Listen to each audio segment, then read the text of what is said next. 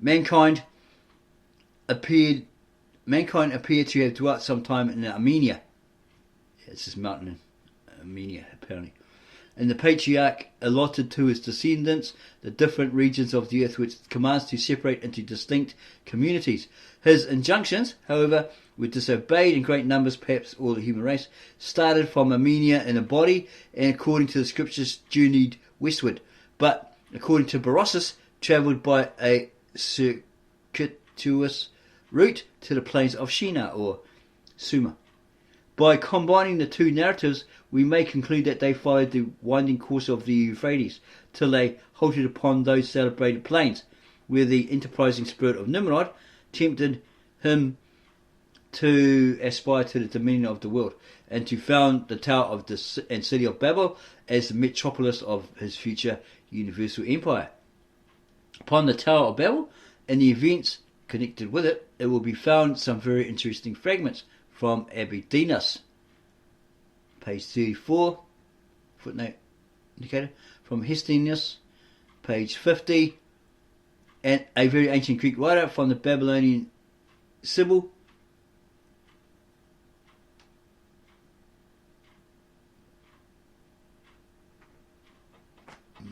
both page 50, and from Eupolemus, page 57. The author has added also a curious extract from the Sibylline Oracles, page 51. In these fragments are detailed the erection of the tower, or the tower being built, the structure, the dispersion of its contrivers, and the confusion of the languages, with the additional circumstances of the violent destruction of the building. Page, it says here below in the footnotes, upon the rebuilding of Babylon, the tower was completed, most probably on the original plan. It is described by Herodotus as a pyramid of 8 steps, about 700 feet high. Its ruins, which are still known upon the spot as the Burs Nimrod, is that Nimrod or Nimrod? Yeah, Nimrod, or the Tower of Nimrod, are described by Sir R.K. Porter as a prodigious pile of unburnt bricks cemented with mud and reeds in horizontal layers, still rising to the enormous height of about 250 feet. In these fragments are detailed the erection of the tower in the Sibylline Oracles, the dispersion of its contrivers, and the confusion of the languages, with the additional circumstances of the violent destruction of the building, and of the Titanian War, which forms so remarkable an event in all traditions of the heathens. Previously to the erection of the tower, men appear very generally to have apostatized from the patriarchal worship. About this time, a further deviation from the truth took place, and upon the first and more simple corruption was engrafted an elaborate system of idolatry. Some accounts of these deviations will be found in the extracts from Epiphanius, Cedrinus, and the Paschal Chronicle, footnote indicator, paragraph 53, 55, 56. What is mentioned under the name of barbarism was probably the primeval patriarchal worship. It was succeeded by a corrupted form of superstition, which is known among the ancients under the name of Scythism, which was most prevalent from the flood to the building of the tower. The new corruption at that time, introduced by Nimrod, was denominated Ionism, most probably derived from Iona, for the worship of the great goddess or universal mother was then introduced, as well as idolatry. It signifies also a dove, which was the standard of the Assyrian Empire. You know, like the Romans have these standards. They had an eagle, etc. So when they invaded some place, like they went into the temple, Jerusalem, and they put this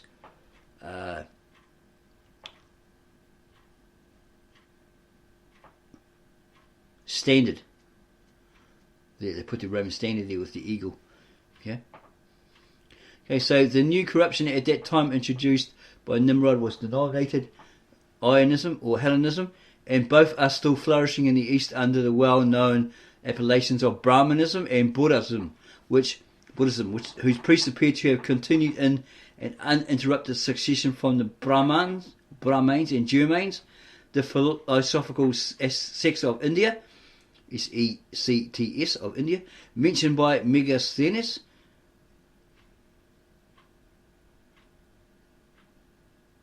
and Cletarchus. By the introduction of a more degenerate superstition, Nimrod appears to have aimed at the establishment of an universal monarchy in himself and his descendants, of which Babylon was to have been the metropolis and the tower, the central temple of the idolatries. All who attended him seem to have entered into the project, so far as he might have thought proper to divulge it, and to have assisted in the erection of the tower and city. But subsequent events show that the proposed form of government and system of theology, though acquiesced in by the majority,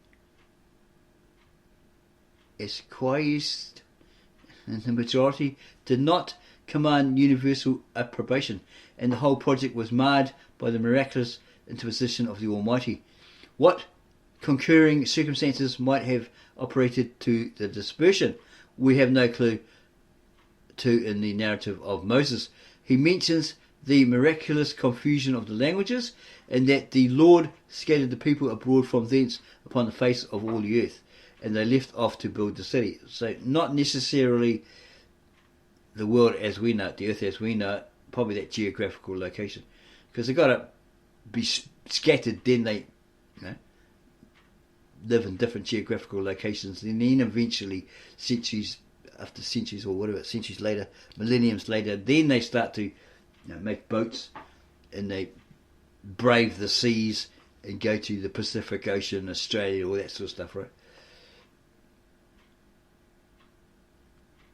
Okay, so he mentions the miraculous confusion of the languages, and that the Lord scattered the people abroad from thence upon the face of all the earth, and they left off to build the city. They gave up, right? But if we may credit the heathen accounts above referred to, with which the Hindu, and indeed almost every remnant of traditionary law concur, a schism, most probably both of a political and religious nature, was the result. A bitter war was carried on, or at least a bloody field was fought, from which the Scuths, defeated and excommunicated by the brethren, betook themselves in haughty independence to the mountains of Kashgar in the north. Footnote indicated. See Faber, Lib 6, C4.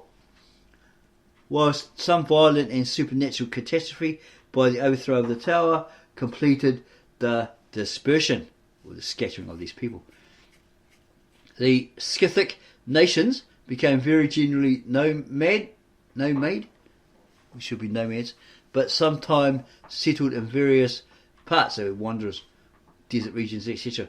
Of what family they were has been a subject of long and intricate dispute. The ancient chronologists have, almost without exception, supposed them of the race of Japheth, the eldest son of Noah. That they were the sons of Cush has also been insisted on with great learning and ingenuity. Footnote indicated. The term Scuth or Scuth, with the prefix, is supposed to be the same as Cuth or Cush, the root of the names Chusas, Chasas, Cassians, Cusaeans or Cruskians, Chustim, Chestim or Chaldaeans, Koti or Goths, and many others appear too general for a patronymic. Or the northern nations were Scythic, the Scuffs of Turan. The Scuffs of Iran occupied the entire Asiatic Ethiopia, containing the Iranian territories of the Assyrian Empire, extending from the Euphrates to the Indus and from the Caspian to the ocean. African Ethiopia or Nubia, with the adjoining territories, was also Cuthic. They were Indo-Scythi, Celto-Scythi, and even Ionic Scythi. The Belgae in Gaul, the Pelasgi in Greece, the Sakas or Saxons, the Philistine, and Phoenicians. So there was this Palestine way back in the old times, but it was called Palestine. Philistine and Phoenicians, the Sarmans, Sarmatians and Germans were scuffs. In short, the term is to be found in every corner of the earth and may be traced in America and in Lapland as well as in China and Japan. Followers have borne his name, which the succeeding heresy of Nimrod could not elaborate. We're going to go back there and have a look at that. Okay, the first apostasy might have been introduced by Cush. Okay,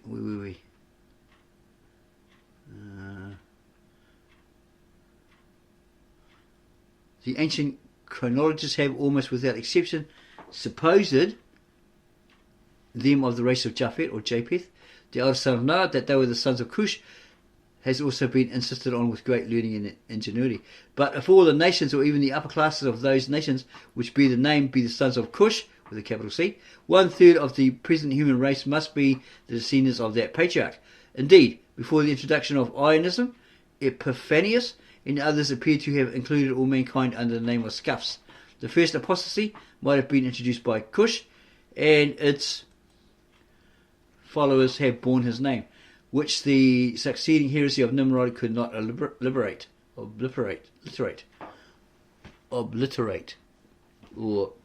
totally wipe out. The Scythian nations of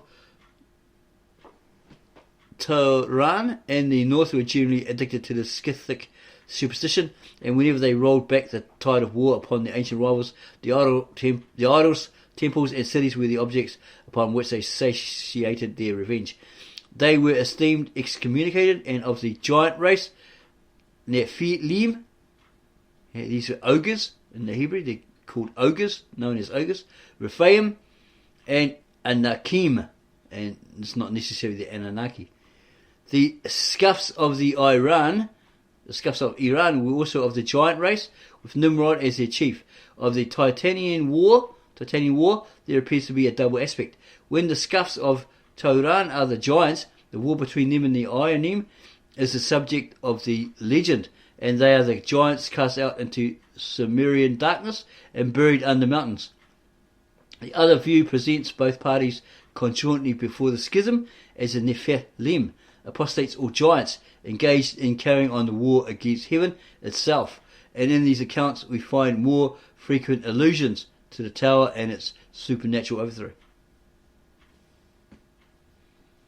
The catastrophe at Babel completed the dispersion. On the division of the earth and planting of the nations, there are some very curious notices extant, paragraphs 50 to 52. But whether Nimrod and his immediate adherents survived and retained possession of Babylon, or transferred their seat of government to Nineveh and founded the great Iranian Empire, or whether that empire and city were founded by Assur and the sons of Shem, is still a subject of dispute.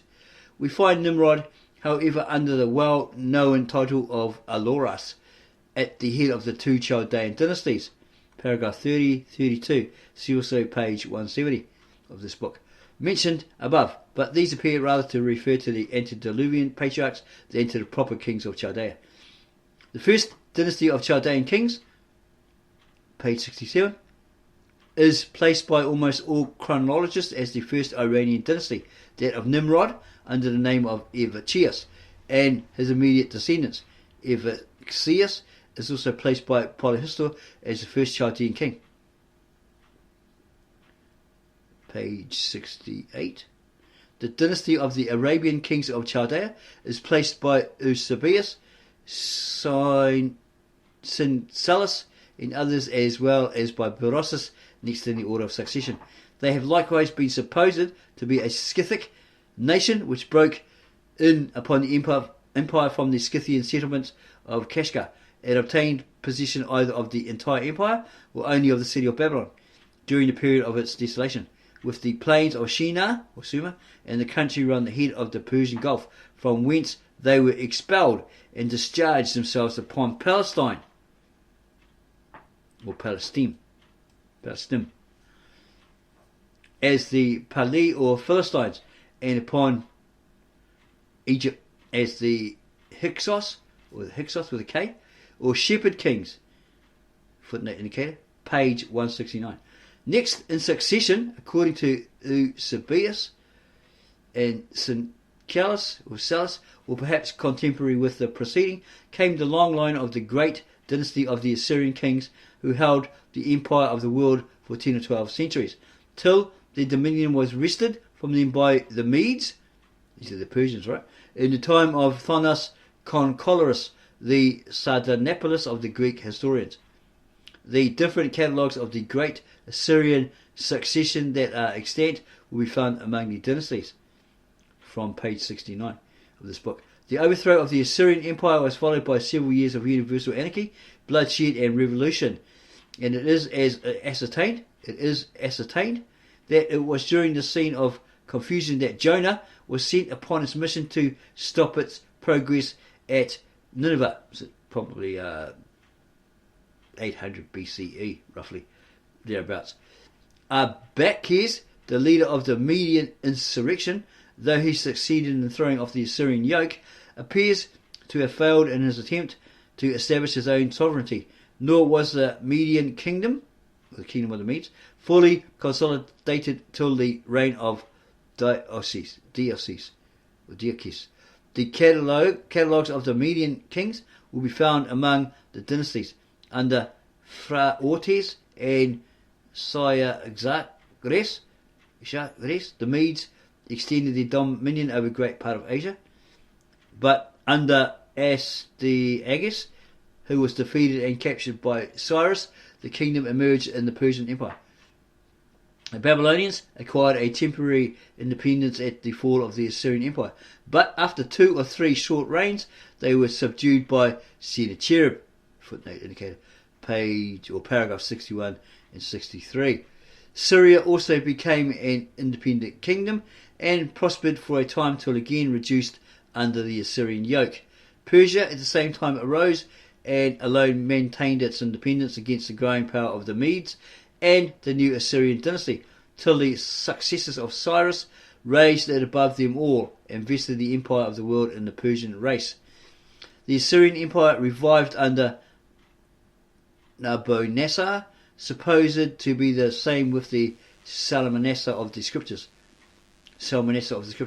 Of this dynasty, 3 several catalogues, page 78, will be found: the ecclesiastical and astronomical canons preserved by Cincelus and the celebrated canon of Ptolemaeus, besides some other notices of the successors of Nabonassar among supplemental Chaldaean fragments. The first princes of the line appear as have fixed their residence at Nineveh, and among them we may recognise the Tiglath-Pileser, Sennacherib and Esarhaddon of the scriptures.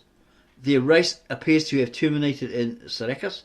Another Sardanapalus, Nabopolassar, a successful rebel, began the last line of the Assyrian and Chaldaean monarchs. For that indicator, page 59. He transferred the seat of empire to Babylon, and in his reign, his celebrated son, Nebuchadnezzar, extended his conquests over the bordering kingdoms of the north and west by the reduction of Syria, Phoenicia, Judea, Egypt and Arabia, with an accurate account of which is transmitted by Berossus, page 37-38. On the death of his father, Nebuchadnezzar succeeded to the throne. Concerning him, we have several very interesting fragments from Berossus, page 44, and one from Megasthenes. Okay, that's page 34. The other one was page 37 and 38. And in these are detailed the splendour of his works at Babylon, its celebrated walls and brazen gates, its temples, palaces and hanging gardens. The prophecy of Nebuchadnezzar probably alludes to the public notification of Daniel's interpretation of his vision, and that's on page 45. His successors till the overthrow of the empire by Cyrus are given by Berossus and Megasthenes, and will be found also among the dynasties, paragraph 40, 45, 80, 81. Among his 4 immediate successors we must find Belshazzar and Darius the Mede. The latter has been generally supposed to be Nabonidus, though some have endeavoured to identify him with Cyaxares or Chares. The conquest of the Median, Chaldaean and Assyrian dominions by Cyrus, grandson of Astyages and the nephew of Nebuchadnezzar, brings down history to the authentic records of Grecian literature or Greek literature. The Persian line, the successors of Cyrus, will be found in several different places, both among the Chaldaean and Egyptian fragments. The intense interest which Egyptian history has excited from the discovery of the interpretation of the hieroglyphics has induced the author, or had induced the author at the time, to spare no labour or expense in rendering this part or that part of the work as perfect as circumstance would allow. The Laterculus, or Canon of the Kings of Thebes, for the indicator, page 84, was compiled from the archives of that city by Eratosthenes, the librarian of Ptolemaios Philadelphus. It is followed by the Old Egyptian Chronicle, with a Latin version of the same from the Excerpta Barbara, and another from the Armenian Chronicle of Eusebius. They contain a summary of the dynasties of Egypt. To these succeed the Egyptian dynasties of Manetho, page 94, whose introductory letter to the king Ptolemaeus, given in the subsequent page 171, explains the nature of his work and the materials from whence it was compiled. The author placed the 6 different versions of the dynasties of Manetho that were extant confronting each other. The Canon of the Kings of Egypt from Josephus, page 136, and he compiled from the historical fragments of Manetho, paragraph 170 173, and he threw into it the form of a canon to facilitate comparison. He also gave a very important canon, page 139, the first part of which, from Mizraim to the end of the 17th dynasty, is preserved by Cincelus only. From the beginning of the 18th, it is continued also in the fragments of Eusebius, and from hence to the conclusion 4 different versions of it will be found. To these are added the canons of all the kings of Egypt, mentioned by Diodorus Siculus and Herodotus, page 158. Page 154. They were originally compiled by Scaliger, but the author corrected them and gave them with several very important additions in the original words of the authors instead of in the words of Scaliger himself.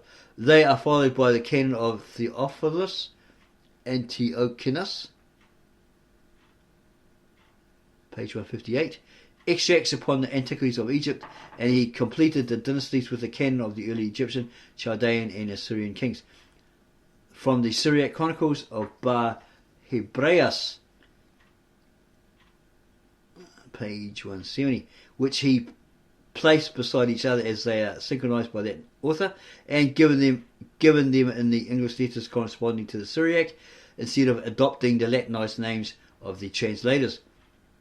He then, therefore, comprised in this part of the work no less than 19 catalogues of the Egyptian kings, with all the various readings that occur in the different versions of the same.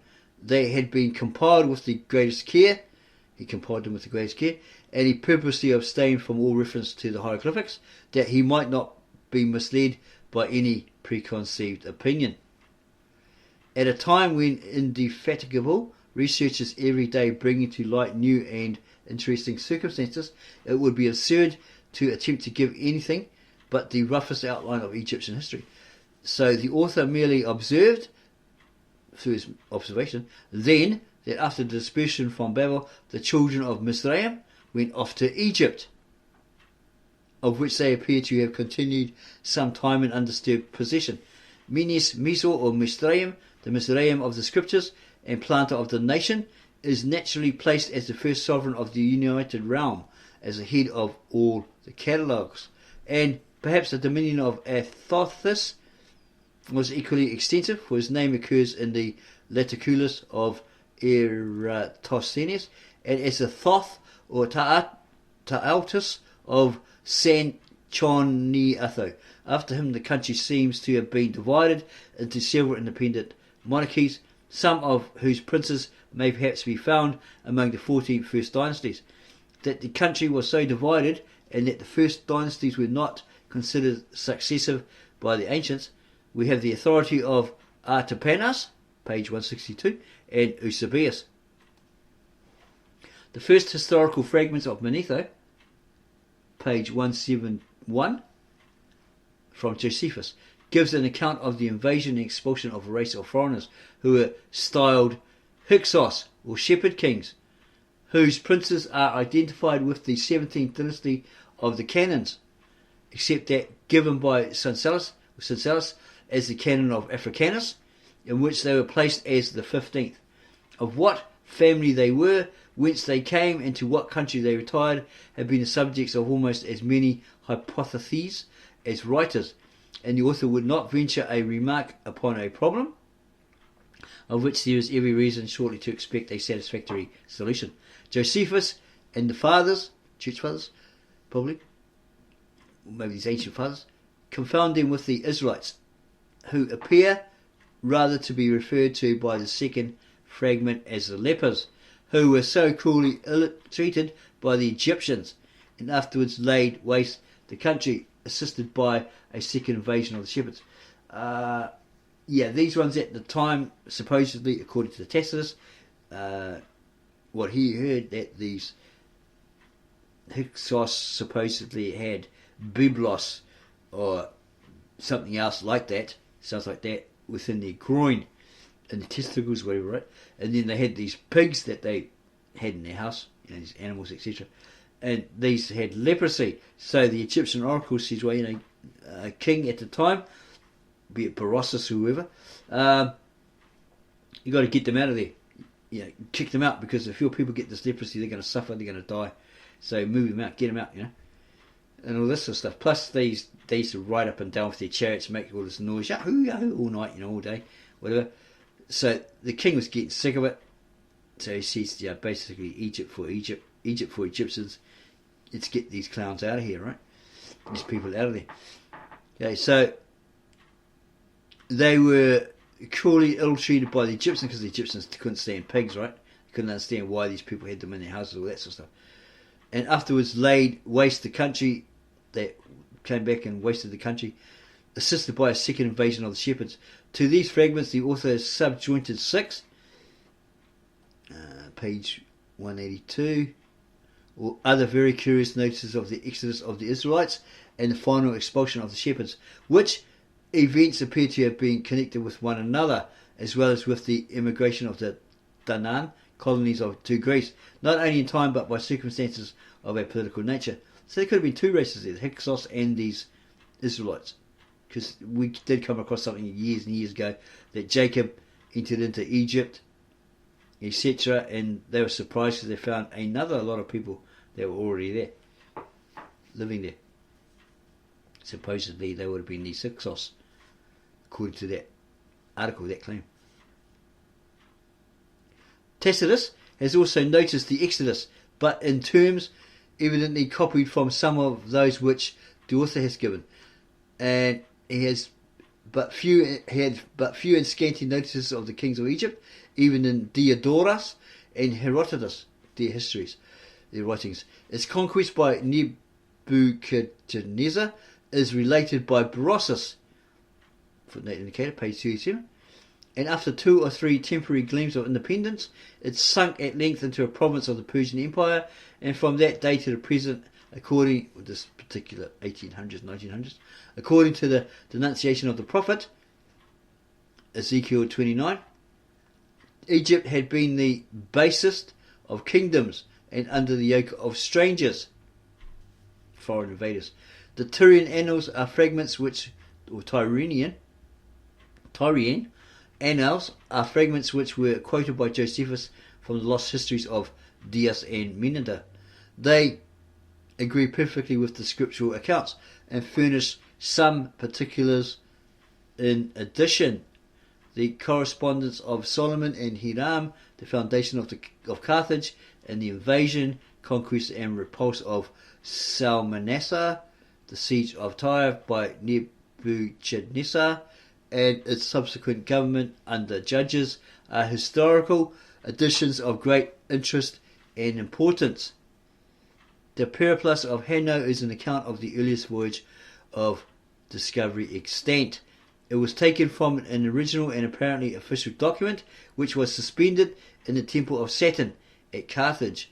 Falconer has edited it as a separate work and given 2 dissertations on it.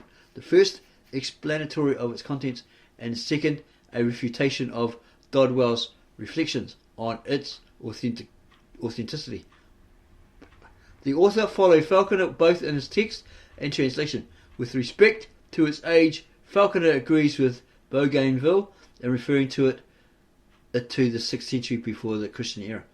The Periplus is prefaced by a few lines reciting a decree of the Carthaginians relative to the voyage and its objects, and is then continued by the commander or one of his companions as a narrative which commences from the time the fleet had cleared the Straits of Gibraltar. Bougainville has given a chart of the voyage, which may be found, together with the corresponding maps of Ptolemais and D'Anville in Falconer's treatise. It may be sufficient, however, to remark that Thymiaterium, the first of the colonies planted by Hanno, occupies a position very nearly, perhaps precisely the same with that of the present commercial city of Mogador. The promontory of Soloeus corresponds with Cape Bojador, nearly opposite to the Canary Islands. Cariconticos, Giet, Gite, Acra, Melita, and Arambis are placed between Cape Bojador and the Rio de Oro, which is supposed to be the Lixus. Cerna is laid down as the island of Arguin under the southern Cape Blanco. The river Cretes perhaps is the St. John, and the next large river mentioned is the Senegal. Cape Palmas and Cape 3 Points are supposed to correspond respectively with the western and southern Horns, and some island in the Bight of Benin with that of Garilae. Vossius, however, supposes the western Horn to be Cape Verde and the southern Cape Palmas, in which case the Sierra Leone will answer to the Hema Theon, the chariot of the gods. The descriptions of the troglodyte as men of a different form or appearance may imply a change from the Morisco to the Negro race. This may be that. So they could have been troglodytes who then became a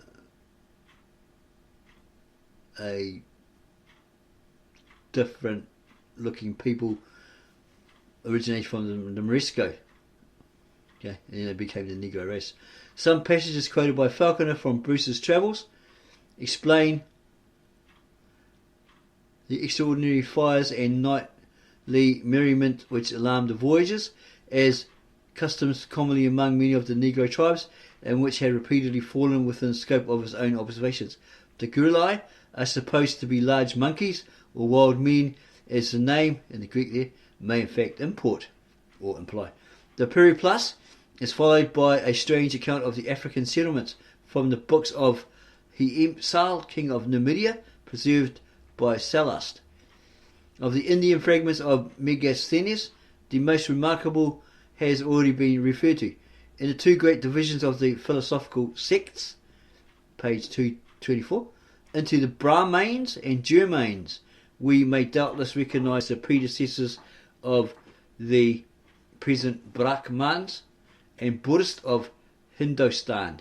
They are likewise mentioned by Cleitacus, page 229, as the Brahmanes and Brahmani. The castes of India also described at length, page 216. and have continued with some variations to the present day.